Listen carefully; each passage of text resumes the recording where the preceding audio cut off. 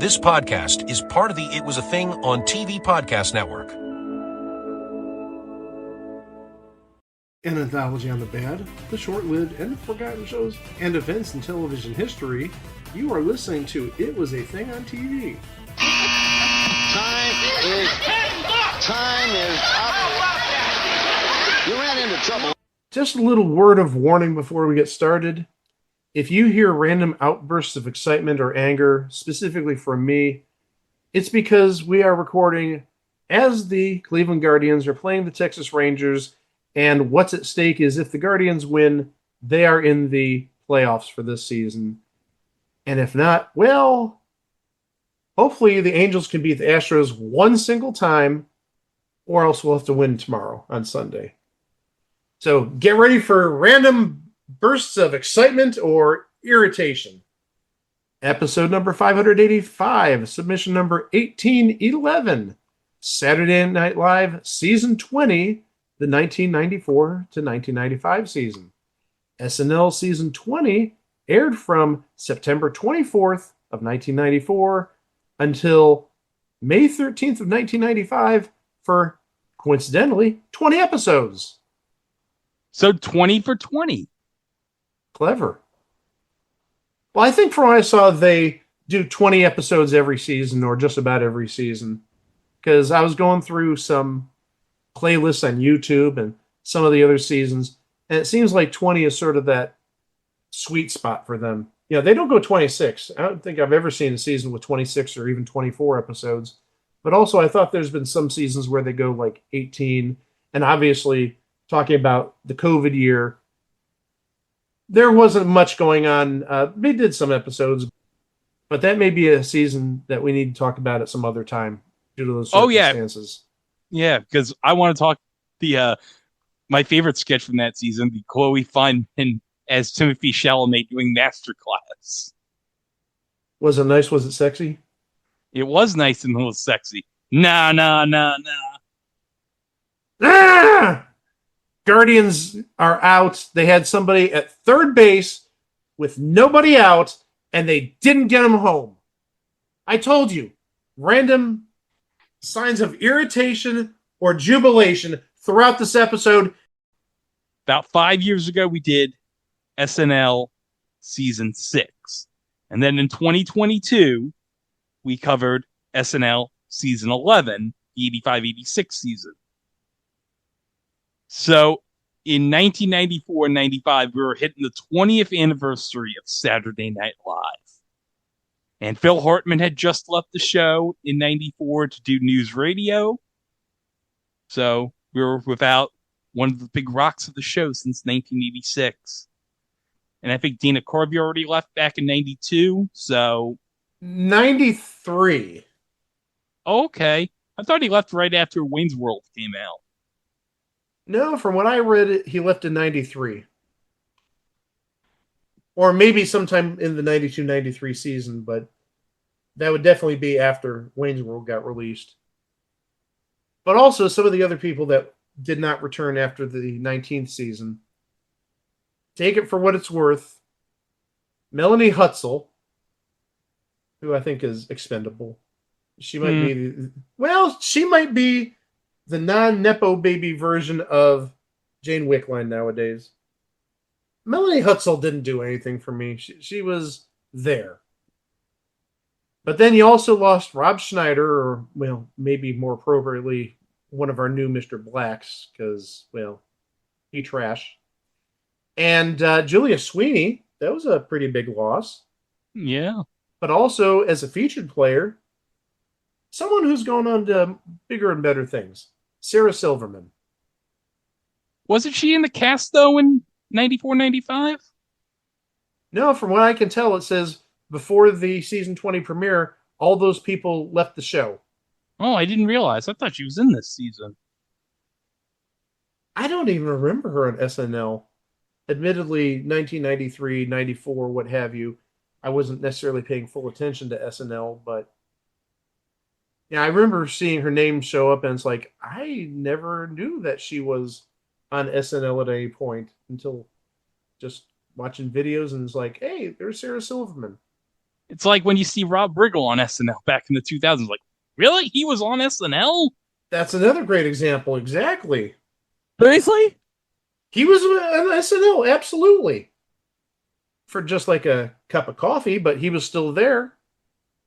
Since some people left, you need to replace those people with other talents. And in this season, for better or for worse, they added Chris Elliott. And we know how much we love Chris Elliott around these parts. And, well, at least Greg around these parts loves Chris Elliott's daughter. And you know how much I love Cabin Boy. And this would have been about the time of Cabin Boy, right? About 95, 96-ish? I think it was 94, 95 Cabin Boy was out. Okay. We also had Janine Garofalo, even though she wasn't really going to be on the cast all that long. She started, but she didn't finish the season. And Laura Keitlinger. Sure, whoever she is. Yeah, I've heard the name, but don't ask me to put a face to her name or say, hey, she played blankety blank blank blank in the 20th season of SNL. I wouldn't know who the heck she is. She was literally a last-minute replacement for Janine Garofalo. Oh. So Laura Keitlinger didn't necessarily start the season. She came in as a pinch hitter, if you will. You know who else came in as a pinch hitter? Mark McKinney. Oh, yeah, that's right. So Warren's calling on his boys from Kids in the Hall to help out. And a couple other people came in as quote-unquote pinch hitters.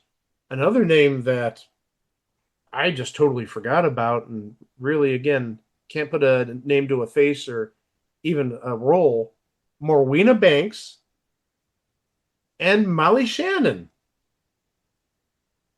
Oh, so she got her start this season. Not at the start of the season, but she came on later, yes. And we know she'd go on to bigger and better things in SNL. To start the season, SNL was on very shaky ground.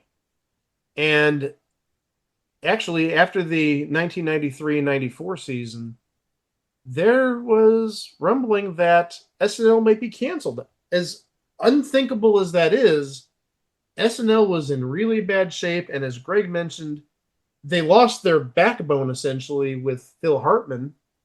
And also think of all the other people that had left the show in the preceding 2 to 3 years. Basically, all those people who made it big once again in the late 80s. Talking about your Kevin Nealons, and we talked about Mike Myers, and Dennis Miller, and Nora Dunn, and those folks. Jan Hooks, because Jan Hooks would have definitely been gone pretty early on in the 90s, because then she ended up on Designing Women for the last season, I think, or last two seasons. Yeah. It's actually funny because Mike Myers is in this season 20 for the first half of the year. And Kevin Nealon's here too, even though he had already this season given the Weekend Update position to Norm Macdonald. I think, Chico, you said something about that. He said he wanted to be in more sketches, but he couldn't be in more sketches because he was doing Update. So he gave Update to Norm Macdonald. Which I think is the best move in Norm Macdonald's career, to be honest. I'm sorry, this was the perfect time for Norm Macdonald to do Weekend Update. The OJ trial's going on. I don't think I need to say anything else. We all know Norm Macdonald's history with doing OJ jokes on Weekend Update. So as I said, there was really a lot of pressure on SNL to perform this season because they were on the chopping block. Maybe it's because some of the good talent from the previous years had gone, not just talking about Phil Hartman, not just talking about Mike Myers, but other folks. Maybe it's because the show just really was not that good. I'm not going to lie. The 94-95 season, I sort of zoned out on SNL. Before then, at least up until about 92, yeah, loved it.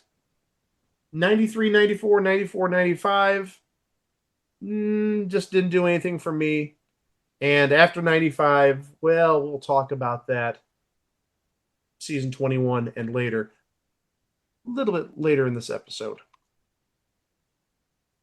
So, who are our cast members for this year? Well, we mentioned a number of them. We had, for the start of the season, Ellen Cleghorn, who we talked about previously, and Cleghorn. We talked about Chris Elliott, the one and only Chris Farley. We mentioned Janine Garofalo, Norm Macdonald, Michael McKean. He was on for a brief period of time. Not all that long, but I remember that he was on SNL at this point. Tim Meadows, who, at least until Kenan Thompson came along, he seemed like he was going to be the person who was going to do SNL for about 20 years. And then we mentioned Mike Myers, Kevin Nealon, Adam Sandler, and David Spade, with featured players Al Franken, Laura Kittlinger, Jay Moore to start the season, and then Molly Shannon came aboard a little bit later. I think what we need to do is we need to start talking about the episodes, and we'll go into a little bit of depth about them, especially if there's any skits that sort of rang a bell with us. And we'll start with, obviously, the first episode, which was hosted by Steve Martin, and the musical guest was Eric Clapton. Does it get any better than that for a season premiere? I say not. Steve Martin and Eric Clapton. I don't know who's the musical guest when the season 51 begins this coming week. I know it's Bad Bunny as the guest, but I don't think he's the musical guest. I want to say it's Sabrina Carpenter. No, she's doing it 2 weeks after that. Oh, my mistake. Yeah, because she's doing double duty. She's being the host and being the musical act. Oh, and I should mention, since I didn't mention it earlier, obviously we're covering SNL Season 20 because SNL Season 51, when you hear this, hopefully you hear this on the day that it gets released, it's going to premiere tomorrow night at 11:30. Tomorrow, the host, as I said, is Bad Bunny. Doja Cat is the musical guest. Sorry, Bad Bunny and Doja Cat doesn't even compare in any way to Steve Martin and Eric Clapton. It's my opinion, and my opinion's the only one that counts. Right, Judge Judy? My opinion's the only one that counts. You got it there, babe. I just called Judge Judy a babe. Oh, my gosh. Now, I do want to mention one sketch I remember from this episode. This is the episode that has the Steve Martin penis beauty cream.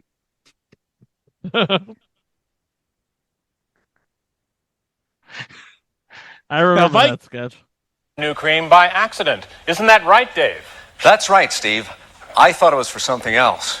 And now that you've been using the product, how have you found it? Well, Steve, I found I have a lovelier, more luxurious, softer penis than I ever had with other beauty creams. Probably because it's the first beauty lotion made especially for the Johnson. I'll tell you, if I could afford it, I would use your cream 24 hours a day. And is your wife more attracted to you now that you've been using my cream? Well, Steve, my wife recently left me, but before she did, she said, I hope you and your Steve Martin's beauty cream will be very happy. Well, that's a lovely tribute. Thank you, Dave. That's the one that always gets me. My wife left me, but when she left, she said, I hope you and your Steve Martin's beauty cream will be very happy. With all due respect to Steve Martin there, he looks a hell of a lot like Sam Buttrey back in 1994. He's basically the new, I don't want to say poster child for Jeopardy, but they're using him very well. I really like what they've been doing with him. Among some other skits in this episode, well, you know, it's 1994. What is SNL or anything on television in 1994 without the O.J. Simpson trial? So there were, quote-unquote, highlights of the O.J. Simpson trial from Court TV, which they did quite a bit back in the day. Yeah. You know who makes a cameo in one of the O.J. Simpson trial sketches? Brian Austin Green. Well, actually, according to Wikipedia, It was in this episode. Yes. So you know what this means. We have a reference in this episode, not only 90210, but also that means we get our obligatory Knots Landing reference out of the way. So early on. What a shame. Also, the first weekend update with Norm Macdonald. And the second to last skit for the night was Super Sports Tours. Striking baseball players will make appearances on an exciting cruise. Oh, yeah. 1994, we're in the middle of a baseball strike because either the Expos or the Indians probably would have won the World Series that year, but nope. Greed won out. There was no World Series that year.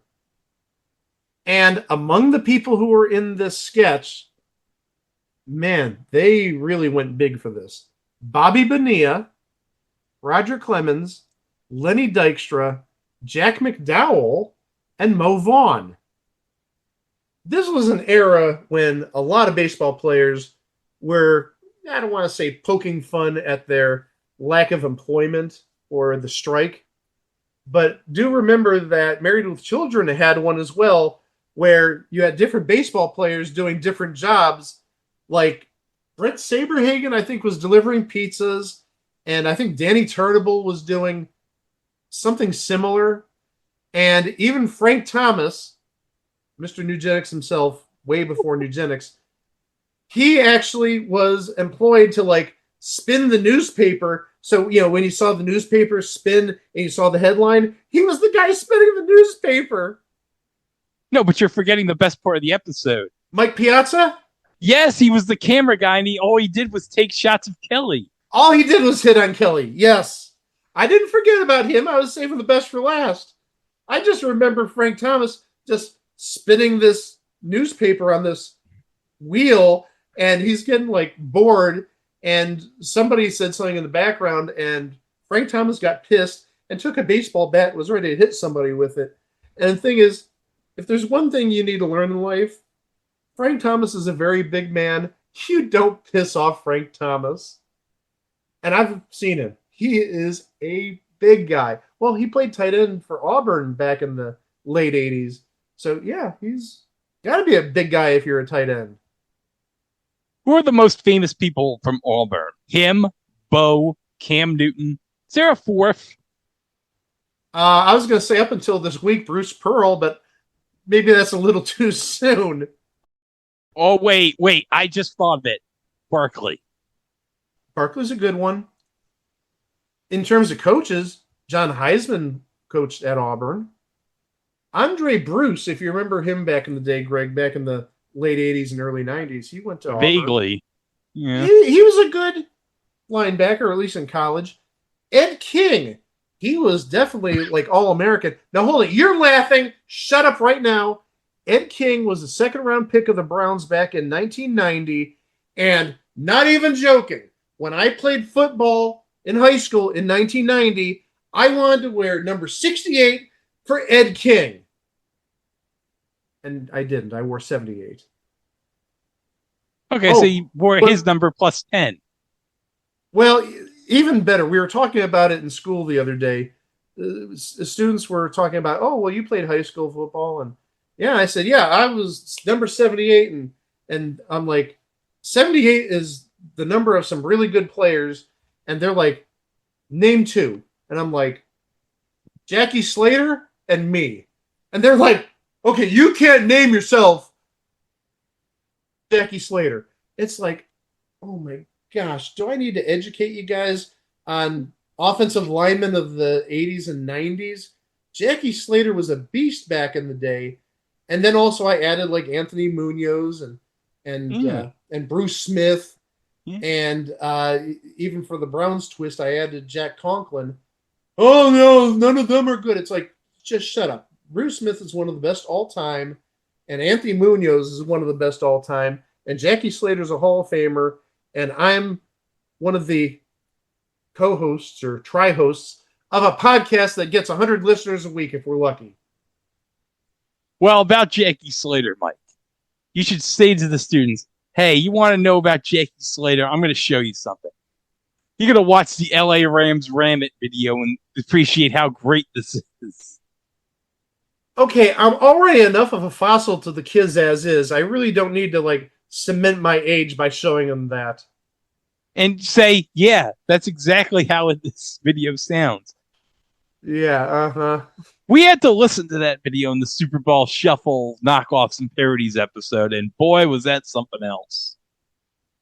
How about we move on to episode 2? That's quite a bit of talk about Auburn athletes and baseball players and Married with Children and the strike of 1994. Episode 2, you had Marissa Tomei with Bonnie Raitt as the musical guest.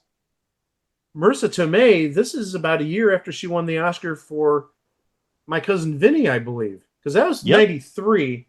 So she was a pretty big get at this point. We have yet another Simpson trial skit. I sort of get the feeling that we're going to be seeing that quite a bit throughout the season. And I really don't even see many other skits that I remember. Maybe this is one of those episodes I just didn't watch because just wasn't into SNL back in the day. Episode 3, we have hosting John Travolta. Vinnie Barbarino. He's a pretty big name in 1994. Pulp Fiction, obviously. That was like really what brought him back to the big stage. It was Pulp Fiction. And also the musical guest was Seal. And I believe this is a little bit before Kiss from a Rose. Because he didn't sing Kiss from a Rose on this episode. This is great. There was a skit called Quentin Tarantino's Welcome Back, Kotter. We're talking about John Travolta.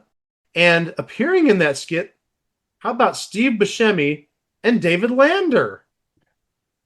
Well, I don't know. I haven't seen the sketch, but I would have an idea since Michael McKean is in the cast that they would be Lenny and Squiggy in that sketch.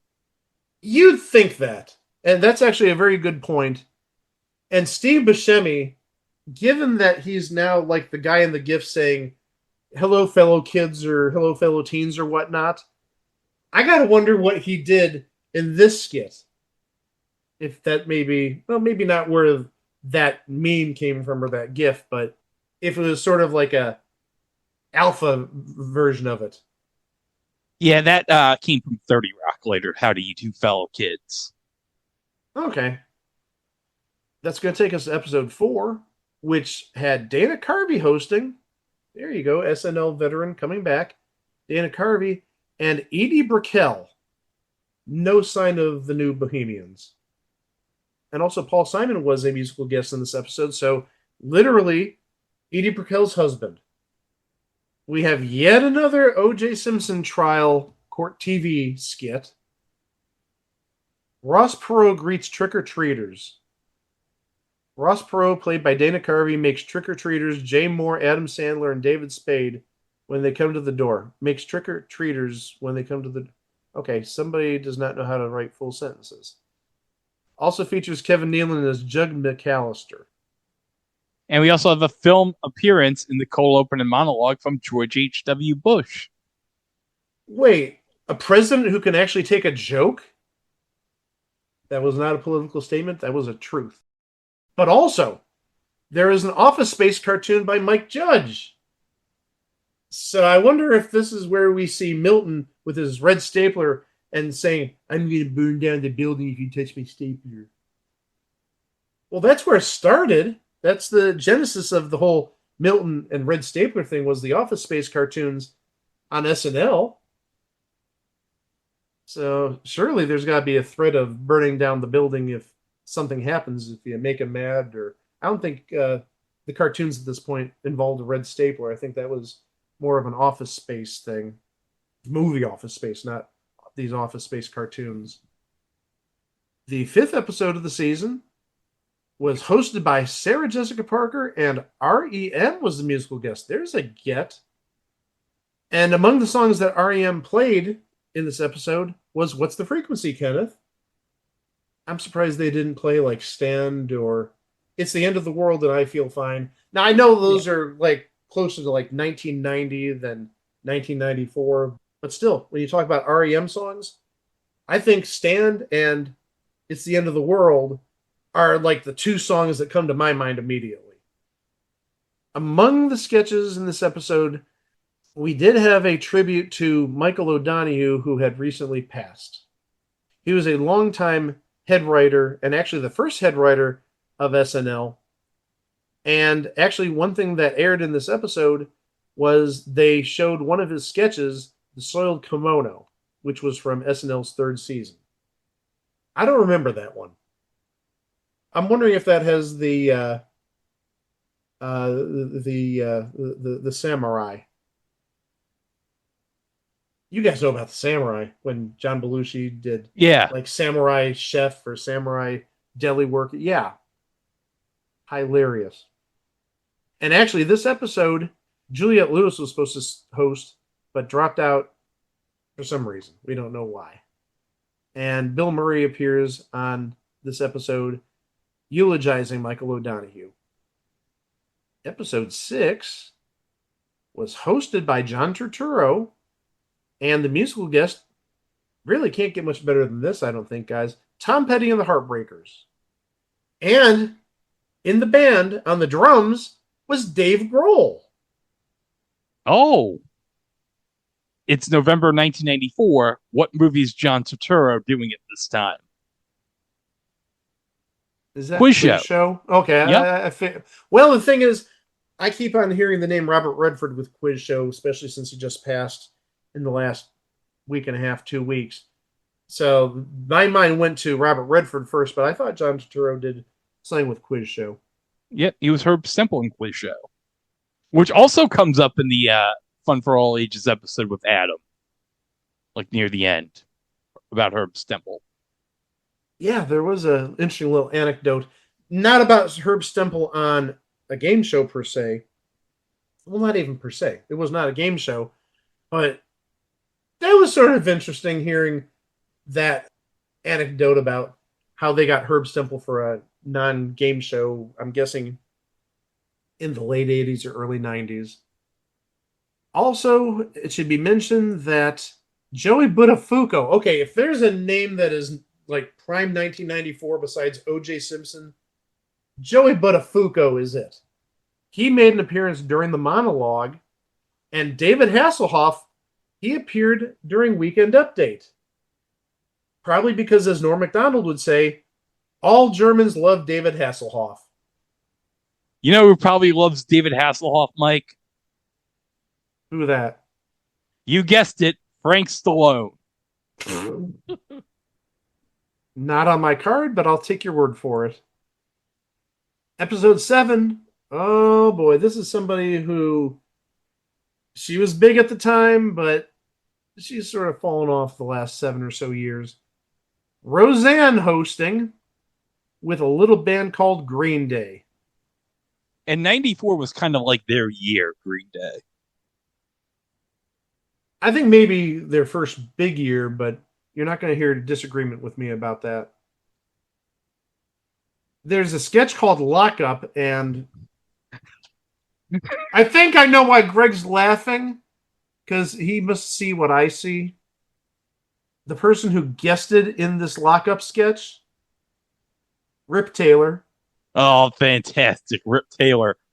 The legendary man. I bet he had a bunch of confetti with him and he threw it around Studio 8H and everyone went nuts. Well, for the Lockup sketch, I think that would be great if he went to prison and just started throwing confetti everywhere, and maybe if you had like the $1.98 beauty show theme in the background. Da, da, da, da, da, da. Yeah, Happy Days Are Here Again. And he just throws bags and bags of confetti everywhere. Oh, I think that would be absolutely priceless. Also in this episode, how about this for a landmark moment? Adam Sandler debuts the Hanukkah song on Weekend Update. That's a pretty big landmark, if you ask me. I mean, what is he known for? He's, well, besides acting and stuff, but the Hanukkah song is like his big song.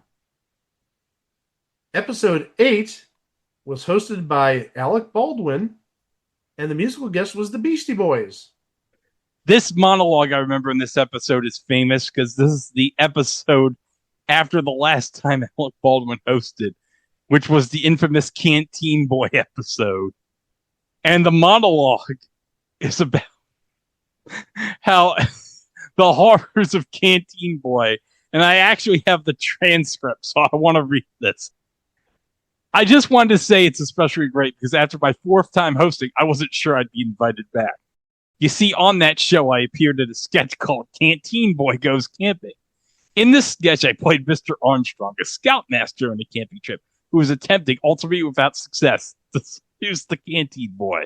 A shy, somewhat unhip assistant scoutmaster played by Adam Sandler. Now, even though the character Canteen Boy is a grown man, a perfectly intelligent 27-year-old, not a child, some people got the wrong idea. And frankly, all hell broke loose. The NBC switchboard handled over 300,000 angry phone calls that night alone, and the network lost 7 affiliates as a result of the sketch. Sinead O'Connor ripped up a picture of Canteen Boy to deafening cheers at London's Wembley Stadium, and Soldier of Fortune magazine reported a 25% drop in the sale of canteens. Just when things looked the bleakest, suddenly something really wonderful began to happen. People who have never seemed to agree on anything came together for the first time to denounce the Canteen Boy sketch. I personally received a letter inviting me to burn in hell forever, signed jointly by Clarence Thomas and Anita Hill.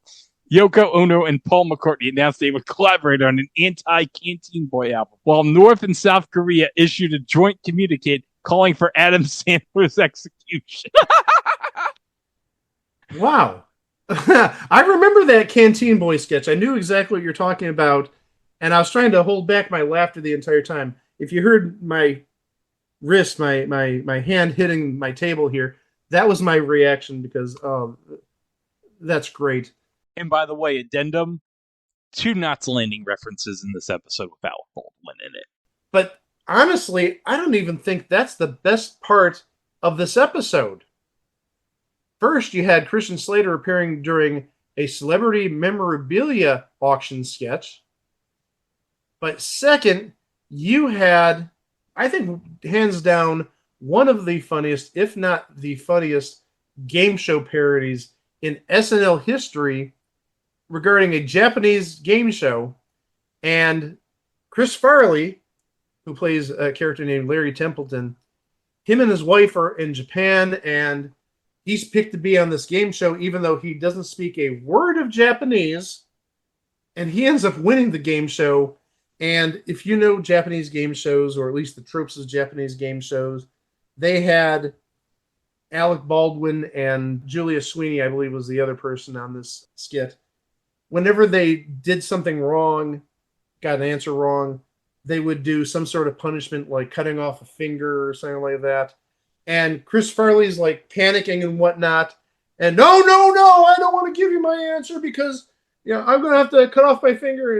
And, and every time he's right, he just write down like Godzilla. And the answer is Godzilla. And, yay. But I just read recently, everybody, and admittedly, Alec Baldwin and Julia Sweeney, they didn't have to do much speaking of Japanese. But Mike Myers, who played the host, he learned all the Japanese and enunciated really well, according to what I've read. So Mike Myers going the extra mile. Absolutely great. But also the end, and this is really a Japanese thing. Chris Farley, in like the quote-unquote bonus round, he gets hooked up with, like a set of handcuffs, like sort of if you're in a dungeon or something like that. He's got his hands above his head. And they put both business ends of a battery charger to his genitals. And so if he gets it wrong, bzz, bzz, bzz, and Chris Farley says, hey, whatever his wife's name is, call the English or American embassy right now.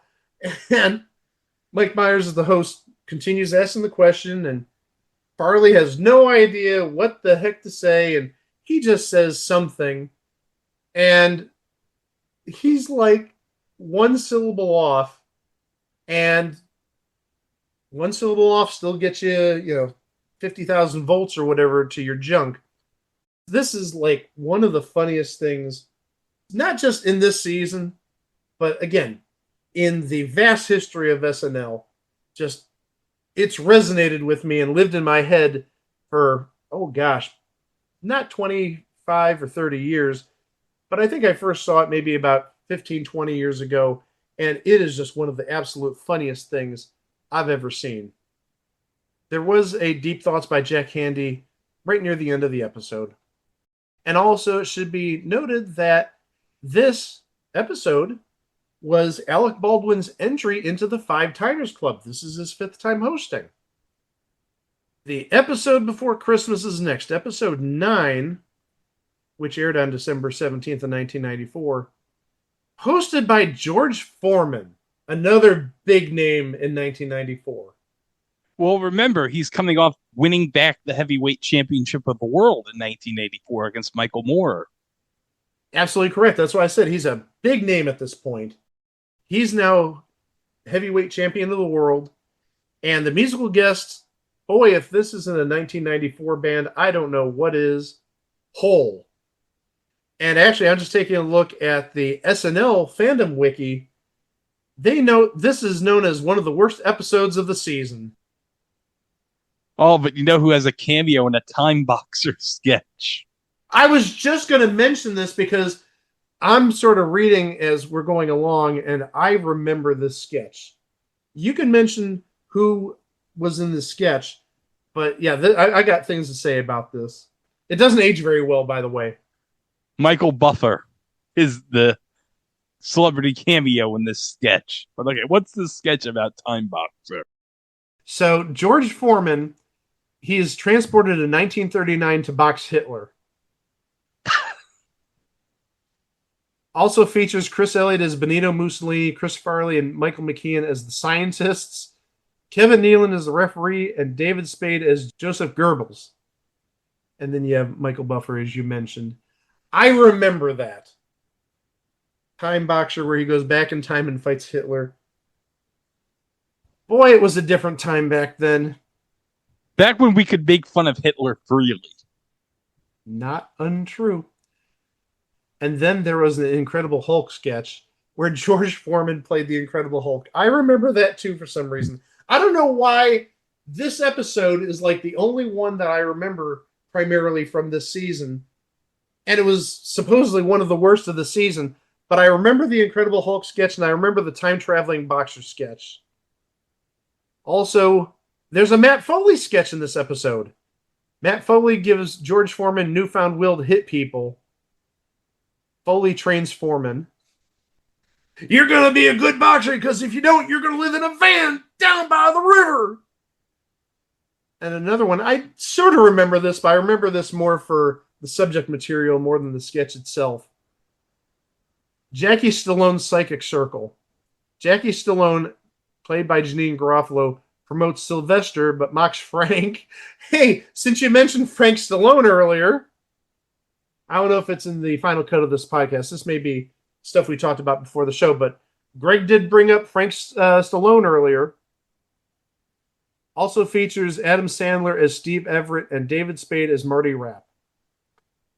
Now we're going to get into 1995. And we're going to get into 1995 with Jeff Daniels as the host, who have a pretty big movie in theaters at this time with Dumb and Dumber. And the musical guest, again, another name from the mid-90s, Luscious Jackson. That's my reaction too. Luscious Jackson. Heard of him, but it's been 30 years since I heard of him. We do have another deep thought by Jack Handy near the end of the episode. And this is actually Mark McKinney's first episode as a cast member. Next episode, number 11 of the season, David Hyde Pierce is your guest host with musical guest Live. Sure, I've never even heard of Live. I'm guessing they're not terribly live right now in terms of career. I shouldn't even say that because they probably are still performing nowadays. Yeah, years active, 1984 to 2009 and 2012 to the present. Okay, well, good on them, I think. Something like that. But David Hyde Pierce, he's gotten really popular in the last, say, 15 months or so. A little show called Frasier. This is actually the final appearance of Mike Myers as a cast member. He had a little bit of success at this point, and we all know what type of success he's going to have later. We talked about Wayne's World earlier. Wayne's World 2 would be out at this point. Give him a few years, and you'd have the Austin Powers franchise. You'd have Shrek. Oh, I don't even want to mention this because this is such a crappy movie, because I had to sit through it with an ex-girlfriend once. But The Love Guru. Oh! That's my reaction too. My girlfriend was like, "We got to see this movie. We got to see this movie." This is like 12 years ago. And it's like, I'm only going to watch because it's got Mike Myers and maybe that'll be a saving grace. No, it was a bad movie. And I think my girlfriend was trying to torture me at that point. But yeah, The Love Guru. Oh, boy. We have yet another O.J. Simpson court TV sketch. Actually, it's the cold opening. I'm adding this just because of the description that I see on this fandom wiki. There is a skit called Internet Chat. And that would have kind of sort of been a thing in early 1995. I don't think it really gained a lot of popularity until maybe about a year or two later. I know I didn't first get online until early 96. But it says here, Daryl, played by Mark McKinney, meets naughty little girl Claire online. Should I say who played? Well, yeah, I've got to do it. The person who played little girl Claire, Chris Elliott. I think I need a palate cleanser. So you know what? We're going to go to the next episode. And the next episode, how about this for a guest host? Bob Newhart. And then the musical guest is Desiree.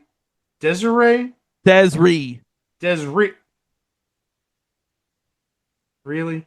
Okay. Oh, she sang You Gotta Be. I remember that song. Among the skits in this episode was a spoof of Ricky Lake, where Bob Newhart reprises the role of Dr. Robert Hartley from The Bob Newhart Show. And he counsels bizarre family sex problems. Jay Moore plays the host, Ricky. Jay Moore plays Ricky Lake. What? That sounds like it's more of a Chris Farley role, if you ask me. With Ellen Cleghorn as various audience members, which I think she did best at on SNL, just being random people in the audience. Chris Farley as Ned, Laura Keitlinger as Sarah, Michael McKean as Frank, and David Spade as Alan. I'm sorry, opportunity lost there. They should have had Chris Farley as Ricky Lake. Just my opinion. And then there's a Baywatch sketch. A civilian saves a drowning man. The civilian is played by Bob Newhart. The drowning man is played by Chris Farley. When the Baywatch team doesn't react. Also features Janine Garofalo as Pamela Anderson. What? That's why I'm just stopping right there because I had the same thought. Janine Garofalo as Pamela Anderson, the character C.J. Parker. Laura Keitlinger as Yasmin Bleeth, the character Carolyn Holden. Michael McKean as David Hasselhoff, Mitch Buchanan.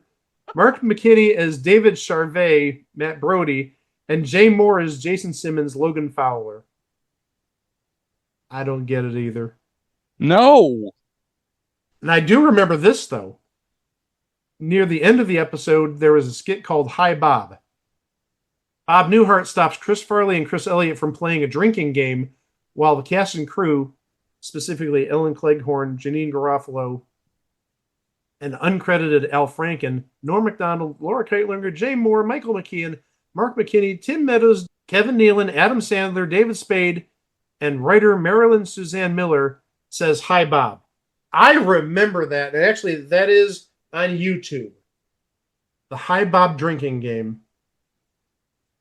And then you had a Deep Thoughts by Jack Handy yet again. And at the very end of the show, after the good nights and the closing credits, Dr. Bob Hartley, Bob Newhart, wakes up from a dream in bed and tells Emily Hartley, Suzanne Plachette, that he hosted SNL. And it probably ended up the same way as the end of Newhart, with Suzanne Plachette saying, that's the last time we're getting you Japanese food. Classic ending if you've never seen it. If you've never seen it, why? You owe it to yourself to at least see the last 10 minutes of the Newhart finale. That's going to take us to the 13th episode, and I believe at least Greg's going to have some stuff to say about this. Hosted by Deion Sanders and musical guest Bon Jovi. How about that? Bon Jovi and Deion Sanders. Oh, yes. And, of course, Deion coming off the Super Bowl win with the 49ers, so he's in very big demand at this point. Absolutely. So one of my favorite moments from this episode is a skit parodying the 1995 ESPY Awards. And my Zoom background is there's this one recurring joke in the sketch where Chris Farley as John Goodman's making all these lame jokes. And it cuts to this stock footage clip of Lou Diamond Phillips laughing at the ESPY. But also, who had a cameo in that skit? Manute Bol. And as I mentioned to the guys before we started recording, this wasn't Manute Bol's only appearance on SNL because he did some sort of fake cruise ship ad. I think it was a little bit before this, so I'm guessing maybe 92, 93-ish. And he was like the activities director on the cruise ship, and he was like lying in bed, but if you know who Manute Bol is, he was 7'7". His legs are hanging off the bed, and it's goofy. And also, I forget who else was like on the ship as like a cruise director who worked with him, but they had Manute Bol like waving goodbye with whoever the captain or whoever the cruise director was. The things that stick with you for like 33, 32 years. The next episode, episode 14, here's a name that got really big in 1994 and 1995, and, well, really, his name hasn't gotten any less big in the 30 years since. George Clooney, with musical guest The Cranberries. This actually is Molly Shannon's first episode, but also it's Janeane Garofalo's last episode. And Janeane Garofalo didn't have a lot of positive comments to say about her time on SNL, primarily because she viewed her experience as being very male-oriented, very sexist. But she'd go on to bigger and maybe somewhat better things, we'll say. One skit, and I remember this one, it's called Splash Zone. At a sea park, one handsome guy, played by, go figure, George Clooney, seems to have all the luck while another, Chris Farley, gets soaked in the splash zone consistently and consistently and consistently. I remember that, and that one sort of struck a chord with me for some reason. You always got splashed at the water park? I've only been to a water park maybe twice in my life, and definitely not in the last 35 years. And I don't even remember having any sort of bad experiences. It was just sort of like minding my own business in like the shallow end of the pool. And actually the old Geauga Lake, which is a theme park, it closed up about 25 years ago. It was about half an hour away from here. And they, in the late 80s until their closure in the early 2000s, they had one of those wave action pools where like every minute or two, it hits you with this giant like 8-foot wave. Have you ever been in one of those?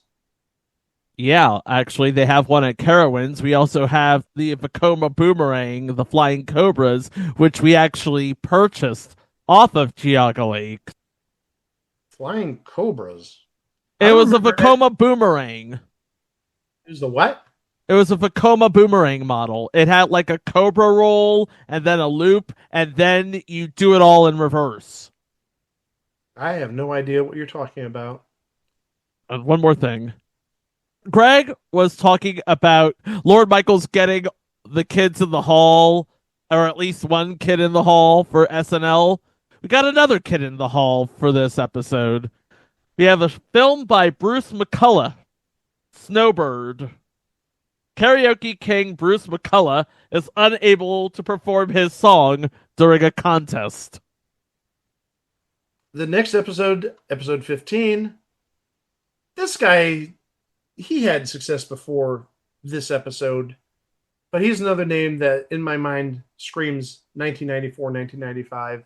Paul Reiser with musical guest, and this seems maybe about 10 years past her prime, if you ask me, Annie Lennox.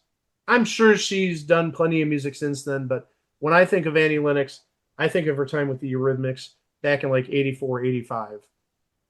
There's another Deep Thoughts by Jack Handey.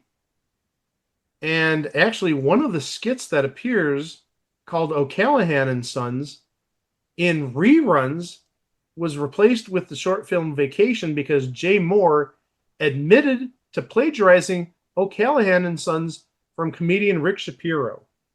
And if you know anything about the comedy business, the one thing you do not do is plagiarize somebody else's material.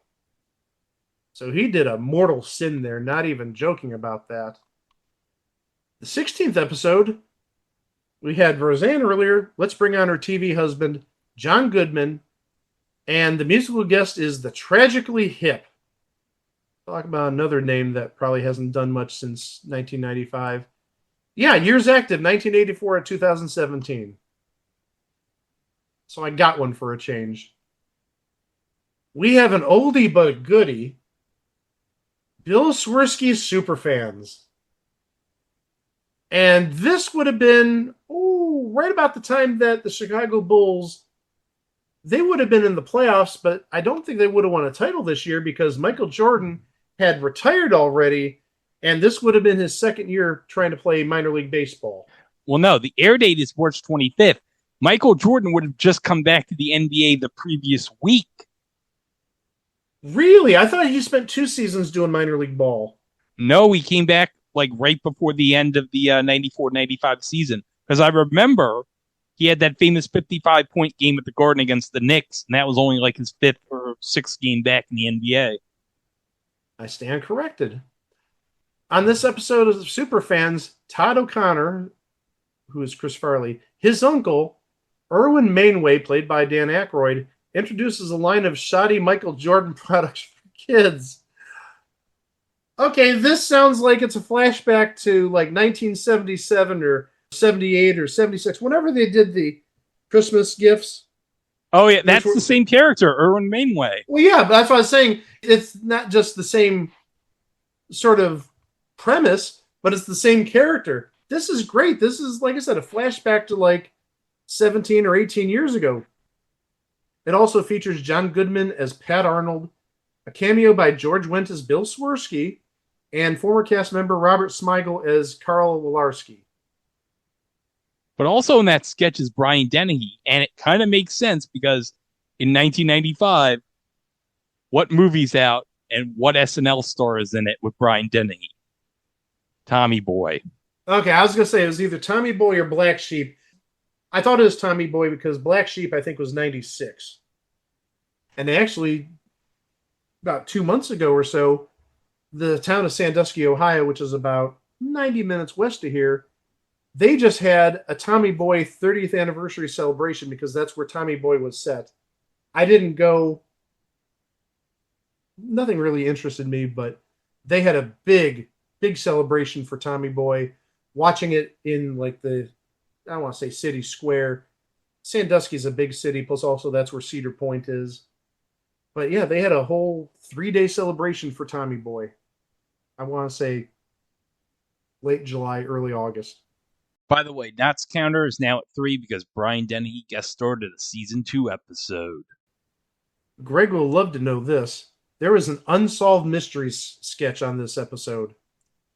Ooh. It's not the magic rock. I'm just going to tell you that.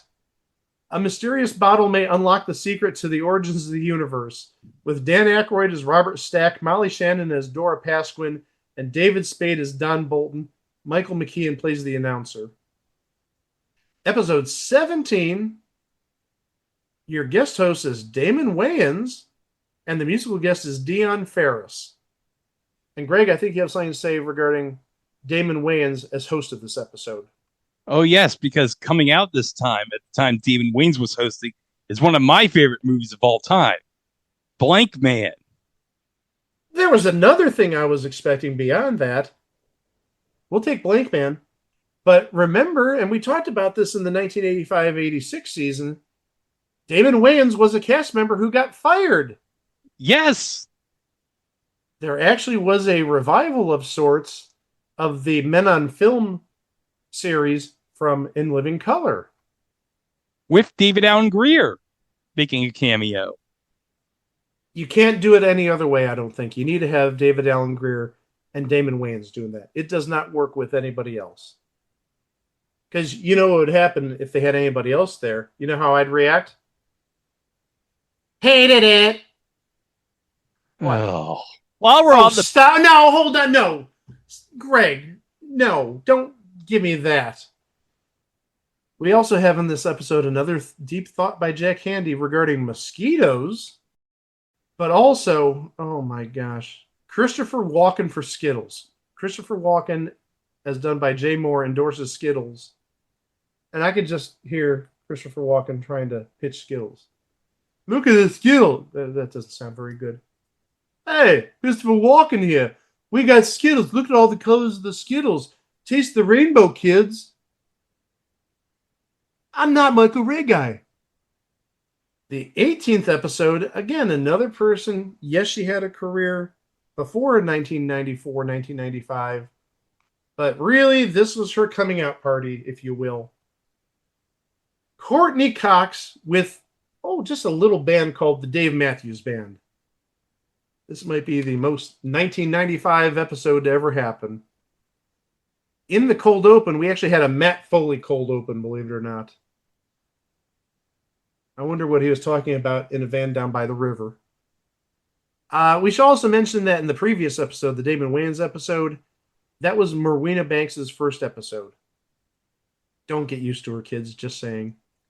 Episode 19, you had Bob Saget hosting with TLC. And I should note this is around the time of the last episode of Full House, too. Absolutely, and this is, I think, right about the time that TLC got super huge.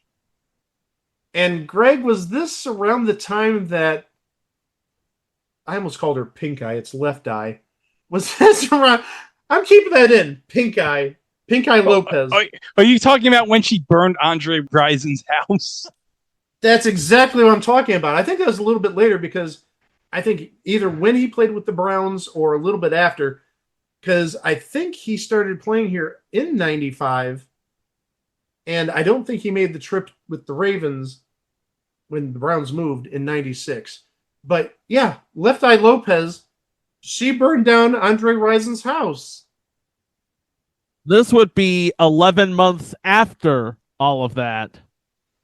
Yeah, because at the time this happened, Andre Rison would have been playing with Atlanta with the Falcons, and that's where the house was located. I'm sorry, if we ever do a music video channel on our little service where we're showing like Me Tunes TV and Working It from last week, we need to show music videos of Pink Eye Lopez. I really seriously meant to say Left Eye, but the first thing that came to my mind was Pink Eye for some reason. You should do it in your Australian announcer character that you introduced last episode. No, that was New Zealand, not Australian. The New Zealand announcer character. Don't irritate our Australian listeners, all 0 of them. Okay, just do the New Zealand announcer character as. Coming up next on the music channel, we've got a new hit record from Pink Eye Lopez. Don't go chasing geysers. I don't know. I was trying to think of something like waterfalls, and the only thing I could think of is geysers. Well, waterfalls and geysers, the water goes up. Whatever. Blame Greg. He told me to do the voice. I'm just being honest. It's Greg's fault. I hear Chico laughing in the background. What's this I hear about somebody trying to take my spot? Oh, Ghost of Bill Armstrong. Nobody's taking your spot, Bill. You're damn right. Nobody better take my spot. I do enough hustle and bustle here as it is.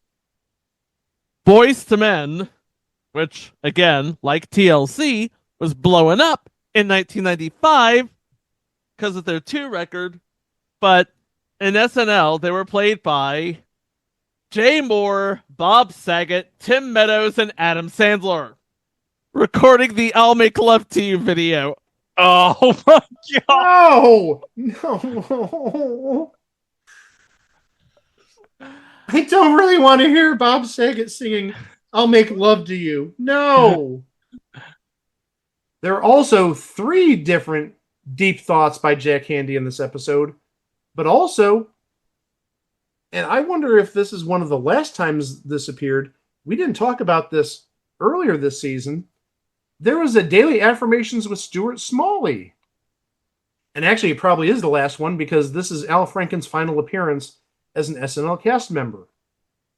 In case you don't know, Al Franken would go on to star in a Stewart movie, Stewart Saves His Family, and seriously, I think the less we say about that, the better. We were talking about bad movies earlier. Oh, that's bad. We talked about Love Guru. I know Love Guru is bad. A Stuart Smalley movie? No. No. And during Weekend Update, there is a clip of Howard Cosell in an Ed Grimley sketch.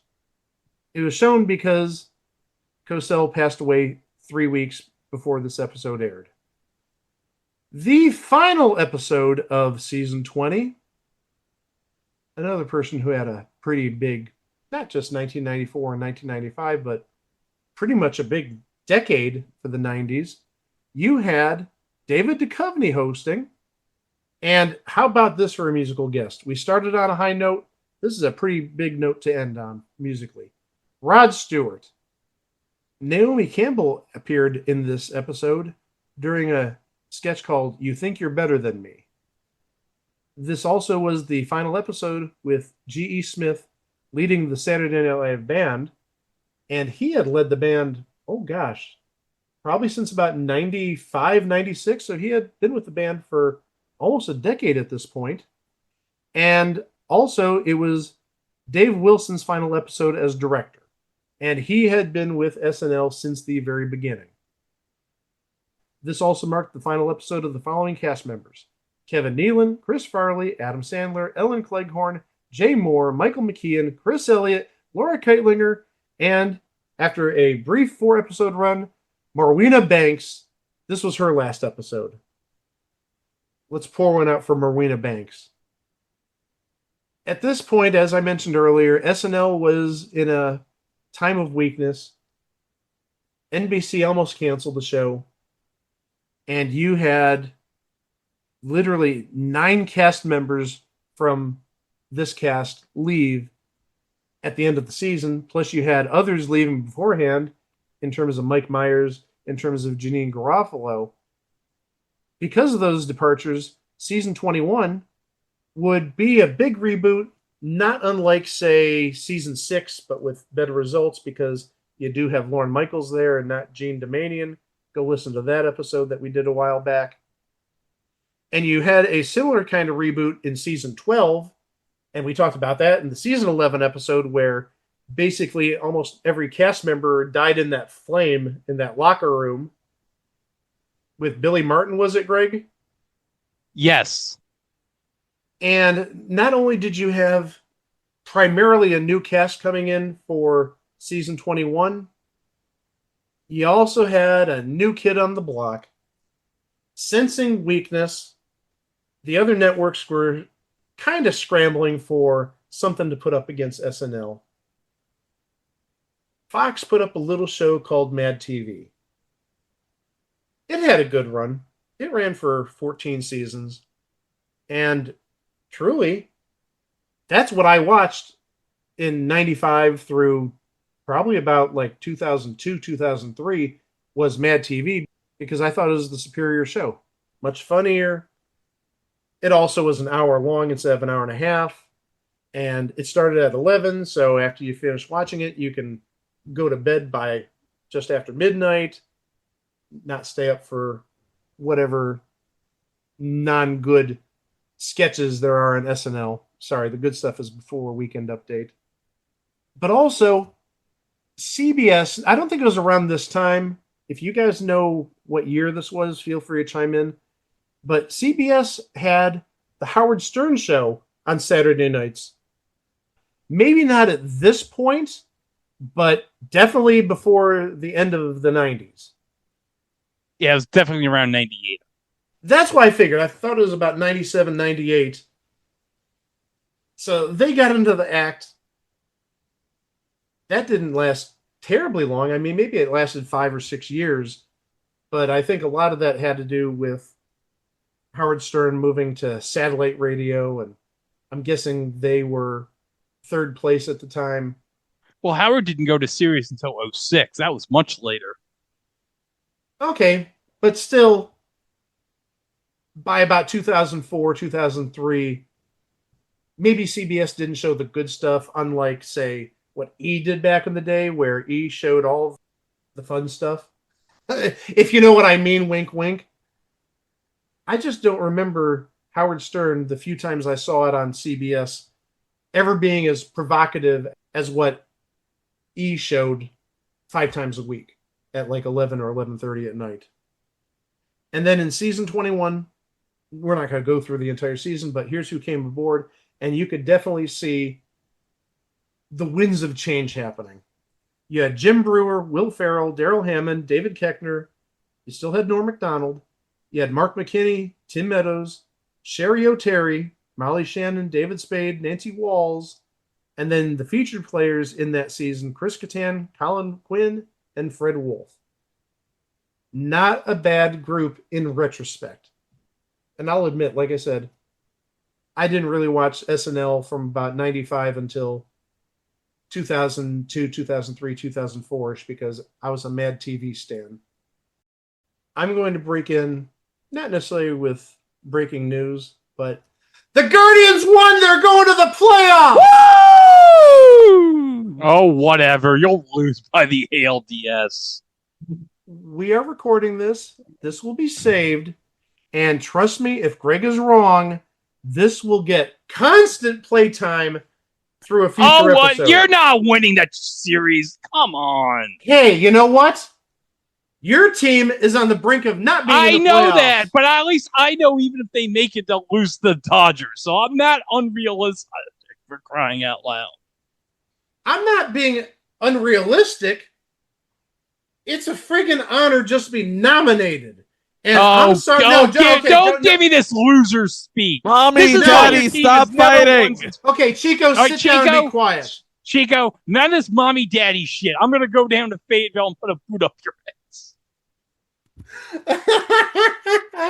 Okay, it's not a loser mentality saying, hey, it's an honor to be nominated. Excuse me. We have like $100 million payroll. No, they. We as in my team of my fandom. They are not. You don't play for the Guardians, Mike. You do not play for them. For people listening, this shit has been going on for 6 years, and how do you know that I don't play for them? I'm wearing a Guardians hat right now. Yeah, but you're not on the team. You're a fan. I might be their mascot. You do not control the outcome of the game. You have no control over it. Just like I don't control any of the outcome the Mets do, okay? Okay, where's my Jobu? Because that's going to control the entire outcome of anything. No, it will not. Oh, be quiet. So, again, as I was saying, Guardians made the playoffs. If you made your little prediction and it turns out to be faulty, that will be probably the new open to the show. I'm sorry. I don't want to get rid of Freddie Grandy saying $10 about that. God. But that might be the new opening. And then you'll be then you're going to be proud that they made the ALCS like they did last year, where they freaking lost to the Yankees. The AL is so wide open right now. Don't give me that. No. How about you listen instead of running your mouth for once? No. If you look at the AL, you got Toronto at 93 wins, Yankees at 93 wins. Red Sox at 88, Guardians at 87. It's Big Dumper's year. Okay, wait. Hold on. What'd you say about Big Dumper? I said it's Big Dumper's in Seattle's year. I'm just going to get it right off my chest. I'm not going to disagree with you on that, believe it or not. I do think this is maybe Seattle's year. They got pitching, they've got hitting, they've got power. I would not be surprised if Seattle makes it to the World Series and even wins it. But what I was going to say is there's no teams in the AL that have anywhere near 100 wins, and no teams are going to end up with 95 wins. This is a pretty level playing field. I mean, you could say the same about the NL because the Brewers have 96 wins, Phillies have 95. But still, this could be one of those years where this might be one of those seasons, sort of like what Arizona did a couple of years ago, where they go from the wild card and end up in the World Series. That's entirely possible. That's how wide open this potentially could be. And that World Series sure was memorable, huh? That really wasn't the point I was trying to make. I was just trying to state how wide open it is, and any of the 12 teams. I was just trying to state that the 2023 Diamondbacks were the worst team to ever play in a World Series of all time. Wrong. 2007 Colorado Rockies. No. Really? Okay. I will say the 2023 Diamondbacks are the worst team to ever play in a World Series. And that's a lot. Agree to disagree. I do think the 2007 Rockies were worse, but they were hot that 2007 run going to the World Series, though. They had won the wild card play-in, and they swept Philadelphia, and they swept Arizona. It's just they ran into a buzzsaw when they played the Red Sox. You're not wrong. Let's get back to this episode. We're almost done. Just wanted to poke the bear called Greg talking about the Guardians of the playoffs and all that fun stuff. But in the end, SNL season 20, it survived to see a season 21 and a season 22 and a season 23 and so on and so on and so on until tomorrow night when you're going to see season 51. But there was some danger we wouldn't even get that far. And, well, SNL in season 20, it was just a thing on TV. You can find us at our website, itwasathingontv.com, on Facebook at It Was a Thing on TV podcast, and elsewhere at It Was a Thing on TV. You can find us on any podcast player, and we're also on YouTube, where you can subscribe to our channel to keep up to date with our releases, including what's coming up next time. Next week, we go back to the beginning. We're not talking about season 1 of SNL. Well, we are talking about SNL in a way. And we're talking about SNL season 1 in a way. And actually, the person that did this show, we talked about him earlier this episode. What happens when you give one of TV's big mouths a stage? That's all I'm going to say. What happens if you give one of TV's big mouths a stage? You give him a microphone outside of his normal circumstances, and you put him on Saturday nights. What happens? Oh, I'm sure we're going to have stuff to say about that right here next week at It Was a Thing on TV. As always, thank you very much for listening. Stay safe, be kind to each other, and be sure to come back on Monday because we're going to give you 2 new episodes next week. Wow! Sushira Eke! Sushira Eke! Sushira Eke! Sushira Eke! Sushira Eke! $2,000? Yeah, and how much is that in dollars? Hey, excuse me, I won. What the heck are you doing here? Hey, just a second. Okay. Just a second here. Shomai Maro Tuma. Wakuraka? Mother of mercy, I don't speak Japanese! Oh, Tadama Sago no Shitsuma. Mary, call the American Embassy! Warabi uta ni yorato, dare ga kanarazo oswatiro. I don't know! No, wait! God. I know it. Qua, ki, sir, p, ni, ku. Nani? Kwaki serpi niku? Yes! Kwaki serpi niku! Hanji! Dosei ka? Kwaki serpi niku! Kwaki serpi niku! Oh, dans mes anken. Dans mes... Quoi qui sopi. Piku. Oh.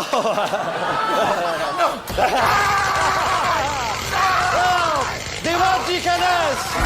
San Maritanas